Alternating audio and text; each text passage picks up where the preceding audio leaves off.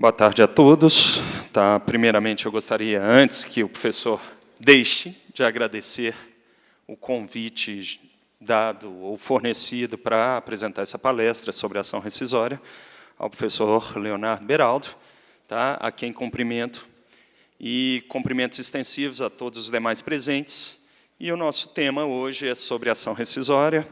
E antes da gente continuar o nosso tema, porque o nosso tempo é escasso, eu tenho que fazer uma noção introdutória sobre a ação rescisória, que não deixa de ser um processo, não é isso, de competência originária dos tribunais, que objetiva a desconstituição de uma coisa julgada material e um novo julgamento da causa, quando for o caso, ou seja, no caso de reforma. Então, o objetivo da ação rescisória nada mais é do que retirar a imutabilidade do comando contido na decisão que foi outorgado pela coisa julgada material e, em função disso, determinar esse novo julgamento, caso estejam presentes as hipóteses de cabimento. E nós temos ainda o seguinte: quando nós falamos de ação rescisória, nós temos uma natureza jurídica de processo de conhecimento e nós sabemos que ela tramita pelo procedimento comum ordinário, né, hoje em dia no CPC atual, mas que no novo CPC ela vai continuar tramitando pelo procedimento comum, já que o procedimento comum sumário foi extinto nesse novo CPC.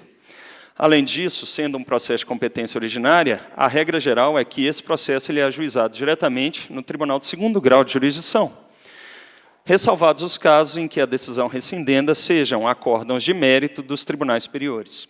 E, uma vez sendo acórdão de mérito dos tribunais superiores, nós temos que aí passa ao próprio Tribunal Superior a competência para o julgamento, né, conhecimento e julgamento dessa ação rescisória. Nós temos que a ação rescisória ela tem a natureza desconstitutiva ou constitutiva negativa, e, por isso, ela produz efeitos ex nunc, somente a partir do momento em que é proferida a decisão. E, por isso, esse efeito ele se demonstra no atual artigo 489 do Código de Processo Civil, que demonstra que a ação rescisória somente tem efeito, não possui efeito suspensivo da decisão rescindenda, salvo aquelas hipóteses de ajuizamento de ação cautelar, não é isso, ou de concessão de tutela antecipada. Agora, quando nós falamos no novo CPC, nós temos o artigo 969, que fez uma adequação desses efeitos à nova sistemática da tutela provisória. E quando a gente fala no artigo 969, nós sabemos que a ação rescisória continuará sem ter efeito suspensivo, mas haverá a possibilidade de concessão de tutela provisória. E não há uma restrição de tutela provisória para efeitos de ação rescisória no novo CPC. E, por isso, a tutela provisória pode ser tanto de evidência quanto de urgência. Salientando que esse sistema novo, não é isso, demanda, inclusive, a emenda da petição inicial após a apreciação.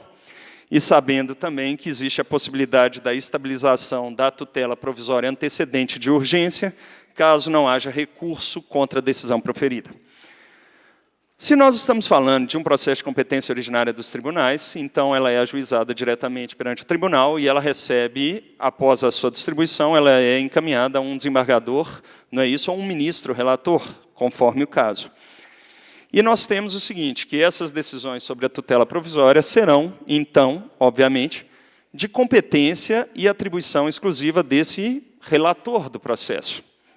E, obviamente, como foi apresentado aqui na palestra do professor Dierle hoje, dessa decisão que vier a conceder a tutela provisória, vai ser cabível o agravo interno, também chamado de agravo regimental.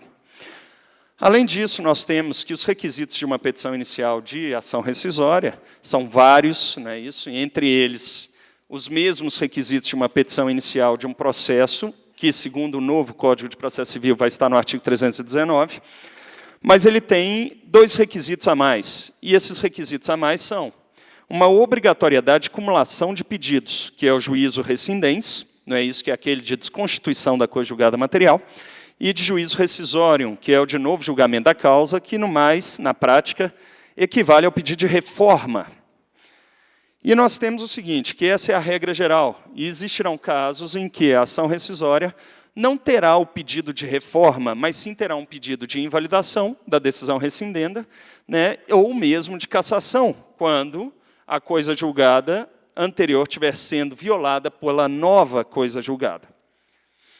Agora, entrando em matéria de novo CPC e fazendo uma síntese provisória do novo CPC em matéria de ação rescisória, nós temos que a comissão foi bastante tradicional em matéria de ação rescisória no novo CPC. Ela incorporou posicionamentos doutrinários, incorporou posicionamentos simulados dos tribunais superiores e ainda procedeu a adequações terminológicas, tá, à mais correta técnica processual.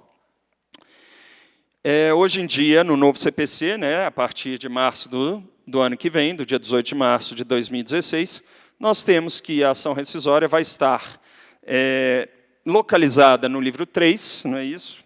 Que fala dos processos nos tribunais e dos meios de impugnação das decisões, no seu título 1, da ordem dos processos nos tribunais e dos processos de competência originária, como eu falei aqui hoje, agora, que a ação rescisória é um processo de competência originária dos tribunais e vai continuar sendo. E no capítulo 7 da ação rescisória, nós temos que os artigos definidos do novo CPC são os artigos 966 ao 975. E nós temos a primeira adequação terminológica, a previsão do objeto da ação rescisória, que no artigo 485 do CPC atual, é a sentença rescindenda transitada em julgado, poderá ser rescindida quando? E a nova redação do artigo 966 do novo CPC é a decisão de mérito transitada em julgado poderá ser rescindida quando? Isso aumenta e resolve uma controvérsia doutrinária que já existia antes. Qual? Sobre o cabimento ou qual seria o objeto da ação rescisória. Então, nós temos que qualquer acórdão com resolução de mérito poderá ser objeto. Qualquer sentença com resolução de mérito poderá ser objeto. E, além disso, hoje em dia, nós temos as decisões interlocutórias de mérito, inclusive pela previsão de possibilidade de julgamento parcial da lide de mérito, como foi apresentado pelo professor Dierle agora à tarde, também passível de ação rescisória. Nós temos, inclusive, um enunciado, que é o enunciado 336 do Fórum Permanente dos Processualistas Civis, que demonstra essa conclusão que está sendo apresentada aqui, que caberá ação rescisória das decisões interlocutórias. E nós sabemos que essas decisões interlocutórias de mérito são chamadas pela doutrina, hoje em dia mesmo, e na vigência do Código atual, de sentenças incidentes. Sentenças incidentes. Além disso, nós temos agora que falar as alterações relacionadas com as hipóteses de cabimento da ação rescisória. E entre as hipóteses de cabimento, nós temos hoje em dia previstas 9 hipóteses de cabimento no artigo 485 do CPC atual, e as hipóteses de cabimento serão reduzidas em termos, né, no novo CPC, a 8 hipóteses de cabimento no artigo 966. Mas antes da gente passar às alterações sobre as hipóteses de cabimento, eu tenho que falar que as 3 premissas de interpretação para as hipóteses de cabimento continuam aplicáveis no novo CPC. Quais são elas? Primeiro, a proteção da coisa julgada é uma questão de ordem pública. Então, as hipóteses de cabimento de ação rescisória devem ser interpretadas restritivamente. Segundo, nós vamos ter ainda a necessidade de observância ao princípio da conservação ou do aproveitamento. Ou seja, se a nulidade que enseja o cabimento da ação rescisória não gerar reflexos no julgamento, para todos os efeitos não caberá essa ação rescisória. E, finalmente, nós temos que a regra geral de ação rescisória é que as nulidades absolutas é que devem ser arguídas em ação rescisória, ressalvadas algumas hipóteses, entre elas as sentenças meramente rescindíveis ou as decisões meramente rescindíveis, que são aquelas de surgimento de documento novo após o trânsito em julgado da decisão, que não pôde ser aproveitado no curso do processo de conhecimento. Então, vamos lá. Primeiro, as adequações. Primeira adequação. O artigo 966, inciso 2, ele trata de juízo absolutamente incompetente. Na redação atual do artigo 485, inciso 2, nós temos que caberá ação rescisória quando ela for proferida por juiz impedido ou juiz incompetente. Obviamente, a incompetência absoluta é uma regra que se aplica ao juízo e não à pessoa física do juiz, como é o impedimento. Então, primeira adequação terminológica extremamente adequada. Segunda, o artigo 966, inciso 5, hoje em dia, o artigo 485, inciso 5, fala quando a decisão rescindenda violar literal disposição de lei. E o novo CPC fala de violação de norma jurídica. Primeira observação, norma jurídica mais técnico, mas norma jurídica que gere nulidade absoluta, como eu acabei de mencionar. E mais, a interpretação sobre essa norma jurídica não pode ser controvertida em função da súmula 343 do Supremo Tribunal Federal e também, salvo se for em matéria constitucional, porque aí nós temos o entendimento consolidado do Supremo Tribunal Federal, que mesmo a interpretação controvertida sobre violação de norma constitucional enseja o cabimento de ação rescisória.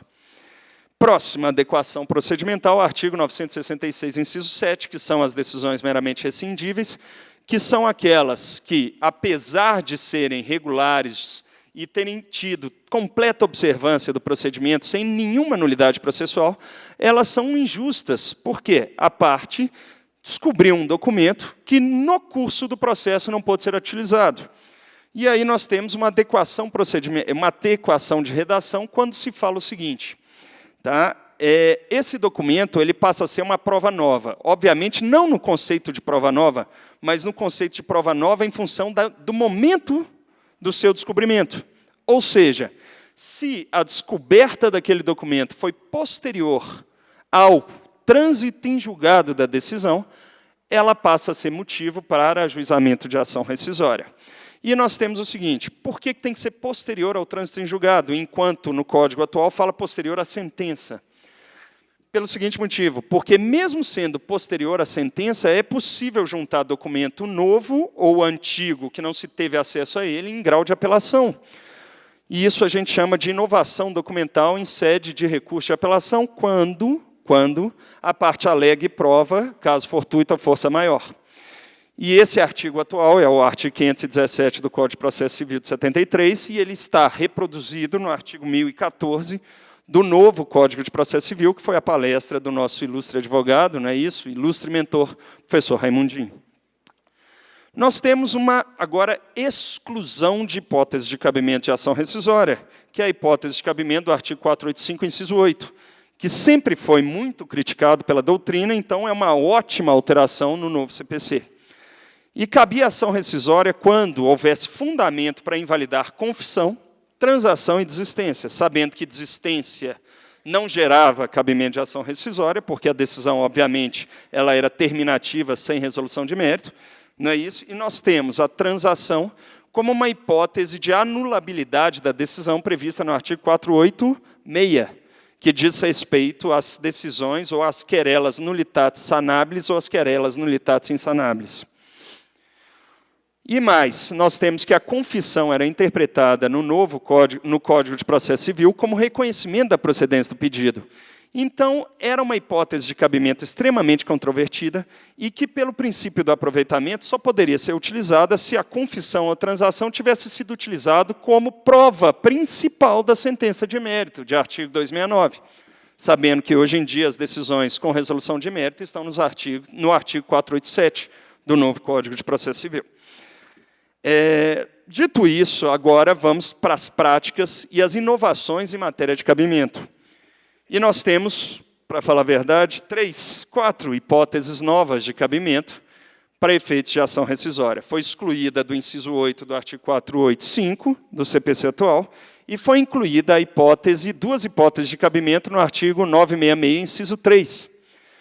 E a redação do inciso 3 tradicional era: caberá ação rescisória contra a decisão de mérito transitada em julgado, quando ela resultar de dolo da parte vencedora em detrimento da vencida, ou de colusão entre as partes com a finalidade de fraudar a lei.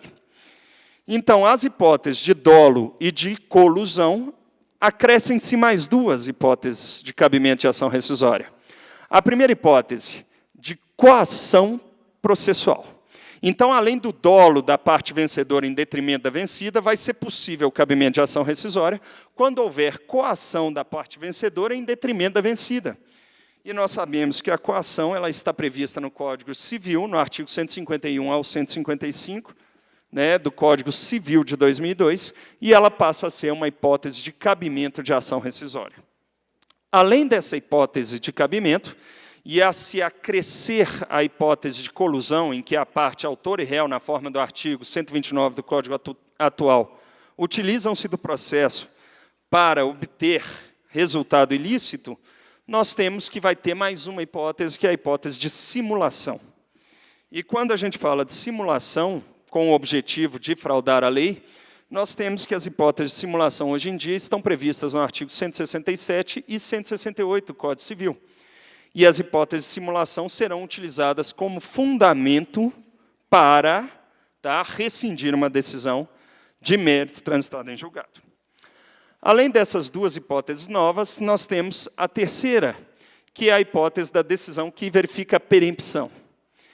E era discutível na jurisprudência se caberia ação rescisória contra a hipótese por decisões que, mesmo sendo sem resolução de mérito, impediriam o ajuizamento de nova demanda, que é o que a gente fala de coisa julgada formal com efeitos de material, que é a decisão de perempção. E ela passa a ser prevista como hipótese expressa de cabimento de ação rescisória. Além dela, nós temos ainda as hipóteses em que determinadas decisões que não conhecem de recurso em função de súmulas impeditivas de recurso também autorizariam essa hipótese de cabimento de ação rescisória. E ela está no artigo 966, parágrafo 2º do novo CPC.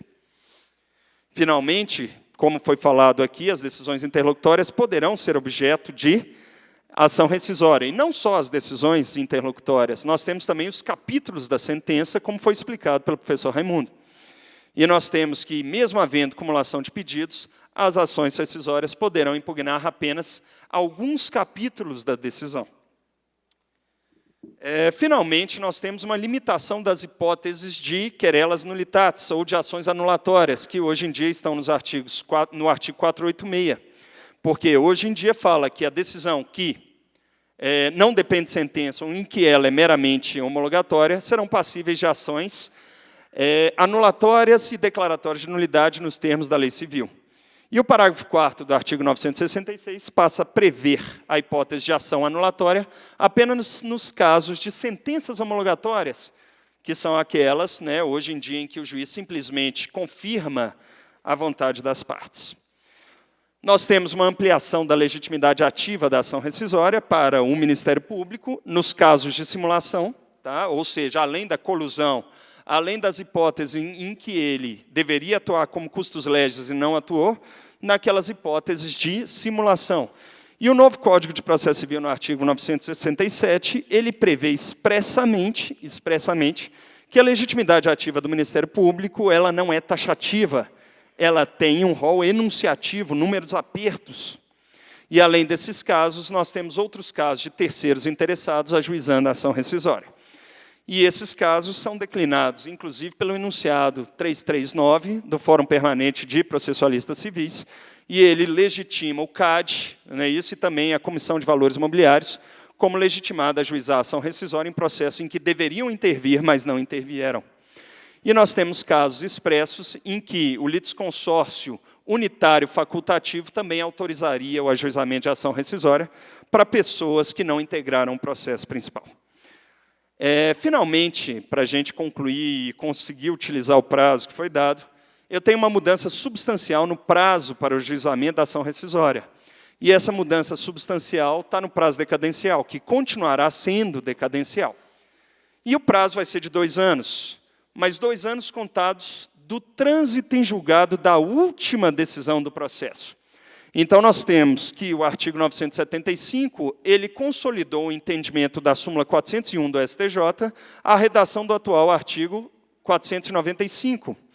E aí vocês vão falar, pois, professor, não mudou nada. Não, mudou. Mudou pelo seguinte motivo, porque essa é a regra geral de ajuizamento da ação rescisória.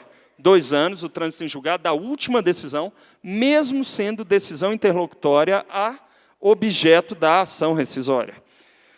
Por que mudou? Primeiro, existe possibilidade de prorrogação desse prazo ao primeiro dia útil subsequente a feriados, recessos forenses, ou quando não houve expediente forense. Primeira hipótese, explicitando o prazo decadencial da ação rescisória.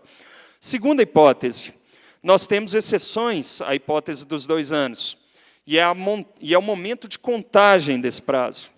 Quando se trata de processo em caso de prova nova, os 2 anos vão ser contados da descoberta do documento que não pôde ser utilizado no processo anterior.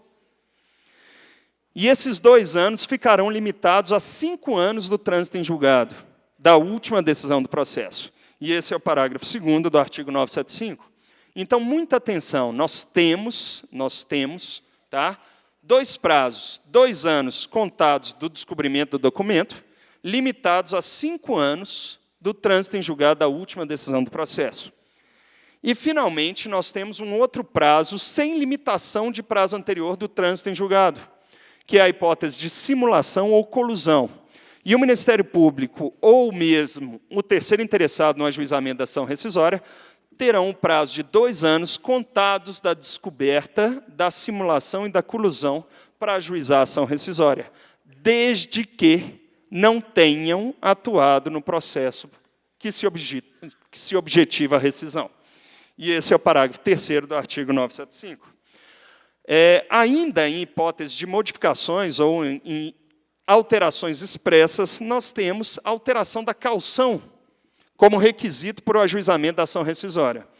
E a caução está prevista no artigo 968 e nos seus parágrafos. E nós temos o seguinte: a caução de 5% do valor atualizado da decisão rescindendo ou do processo rescindendo continua sendo obrigatório para efeitos de ajuizamento da ação rescisória, sob pena de indeferimento, obviamente de emenda da inicial e, posteriormente, de indeferimento.